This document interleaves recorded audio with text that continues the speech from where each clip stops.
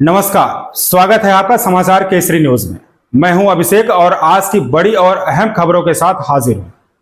तो चलिए नजर डालते हैं आज की प्रमुख सुर्खियों पर। बिहार के पूर्व उप मुख्यमंत्री तेजस्वी यादव ने शनिवार को दावा किया था कि चुनावी राज्य बिहार में शुक्रवार को प्रकाशित संशोधन मसौदा मतदाता सूची में उनका नाम नहीं।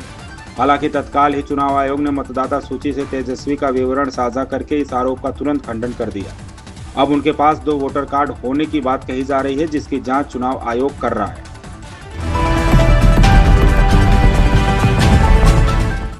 लोकसभा में विपक्ष के नेता राहुल गांधी की तरफ से चुनाव आयोग पर लगाए गए आरोपों के बाद से उन्हें तमाम विपक्षी नेताओं का समर्थन भी मिलता दिख रहा है। इसमें नया नाम शिवसेना यूबीटी के सांसद संजय राउत का जुड़ा है।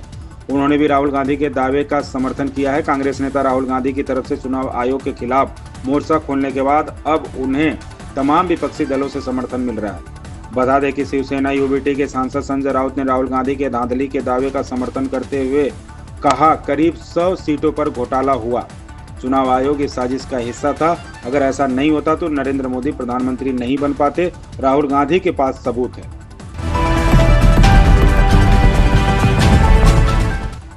पश्चिम बंगाल भाजपा ने ममता बनर्जी सरकार पर धर्म की राजनीति करने का आरोप लगाया है। ममता बनर्जी सरकार द्वारा सामूहिक दुर्गा पूजा समितियों को 1.1 लाख रुपए का सरकारी अनुदान देने का फैसला किया गया है, जिसकी भाजपा ने आलोचना की है। भाजपा की प्रदेश महासचिव अग्निमित्रा पाल ने आरोप लगाया कि ममता बनर्जी की सरकार विकास की अनदेखी कर दान बांट रही है। आसनसोल दक्षिण सीट से विधायक अग्निमित्रा पाल ने आरोप लगाया कि मंदिर बनाने और पूजा के लिए अनुदान देना सरकार का काम नहीं है। उन्हें कहा कि ये दिखाता है कि इस सरकार की प्राथमिकताएं क्या हैं। सड़कें बनाने और रोजगार के अवसर पैदा करने के बजाय ममता बनर्जी धर्म की राजनीति करने में व्यस्त हैं।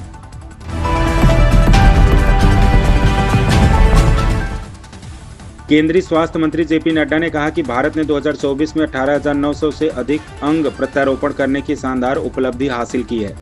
उन्होंने कहा कि यह 2013 में 5,000 से भी कम प्रत्यारोपण की तुलना में एक महत्वपूर्ण छलांग है। उन्होंने कहा कि अंग प्रत्यारोपण की कुल संख्या के मामले में भारत विश्व में तीसरे स्थान पर है तथा केवल अमेरिका और चीन से पीछे है। केंद्रीय स्वास्थ्य मंत्री जेपी नड्डा ने कहा कि भारत ने 2024 में 18,900 से अधिक अंग प्रत्यारोपण करने की शानदार उपलब्धि हासिल की है। एक वर्ष में अब तक का सर्वाधिक आंकड़ा है।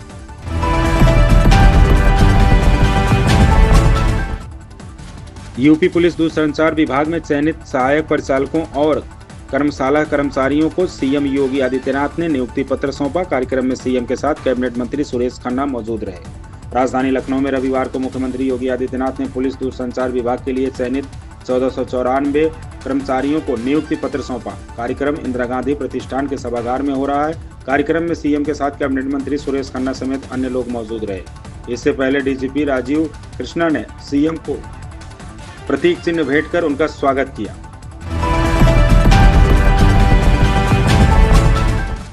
यूपी में अब ड्रोन उड़ाकर दहशत फैलाने वालों की खैर नहीं रहेगी। उनके खिलाफ गैंगस्टर और एनएसए के तहत कार्रवाई होगी। इसकी निगरानी के लिए प्रमुख सचिव और डीजीपी को कमान सौंपी गई है। उत्तर प्रदेश में ड्रोन के जरिए दहशत फैलाने वालों के खिलाफ कार्रवाई के लिए सीएम योगी के कार्यालय ने 2 टूक चेतावनी दी है। उन्होंने कहा कि ऐसे लोगों पर गैंगस्टर एक्ट के तहत कार्रवाई की जाएगी। जरूरत पड़ने पर राष्ट्रीय सुरक्षा कानून एनएसए भी लगाया जाएगा। कार्यालय की तरफ से जारी बयान में कहा गया कि बिना अनुमति के ड्रोन चलाने पर पूरी तरह प्रतिबंध रहेगा।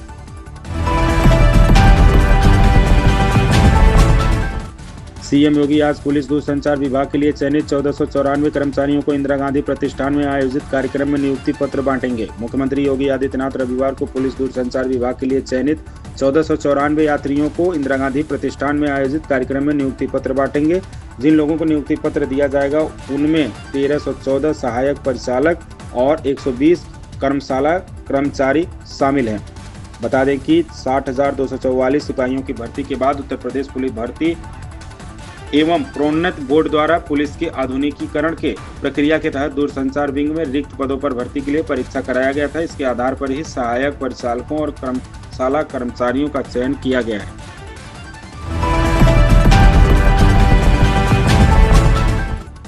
राहुल गांधी के अरुण जेटली पर धमकाने के आरोप से राजनीतिक घमासान मच गया है। बीजेपी नेताओं ने राहुल गांधी पर अरुण जेटली के नाम पर झूठ फैलाने का आरोप लगाया है। उन्होंने कहा कृषि कानून 2020 में आए थे, जबकि जेटली का निधन 2019 में हो गया था। लोकसभा के नेता प्रतिपक्ष व कांग्रेस के पूर्व अध्यक्ष राहुल गांधी के अरुण जेटली द्वारा उन्हें धमकाए जाने वाले दाव को लेकर सियासी घमासान छिड़ गया है। कृषि कानूनों से जुड़े इस दावे पर अब बीजेपी कांग्रेस नेता पर हमलावर हो गई है। बीजेपी के कई वरिष्ठ नेताओं ने राहुल गांधी पर अपरिपक्व और घृणित मानसिकता की राजनीति करने का आरोप लगाया है।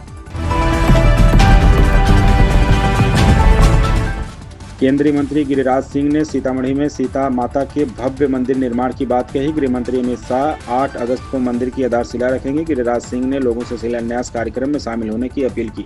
उन्होंने कहा कि अयोध्या की तरह सीतामढ़ी में भी भव्य मंदिर बनेगा। केंद्रीय मंत्री सब भाजपा के कदावर नेता गिरिराज सिंह हमेशा अपनी कड़वी टिप्पणी के लिए चर्चित रहते हैं। उनकी टिप्पणी पर बराबर चर्चाएं होती रहती हैं।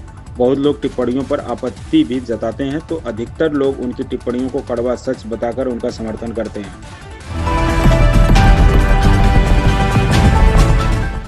बॉलीवुड अभिनेत्री रानी मुखर्जी को मिसेज चटर्जी वर्सेस नॉर्वे में शानदार भूमिका निभाने के लिए सर्वश्रेष्ठ अभिनेत्री का राष्ट्रीय पुरस्कार मिला, जिसके बाद अभिनेत्री सिद्धिविनायक मंदिर के दर्शन करने पहुंची। 30 साल के लंबे सिनेमाई करियर में अभिनेत्री रानी मुखर्जी को पहली बार बेस्ट एक्ट्रेस का नेशनल अवार्ड मिला।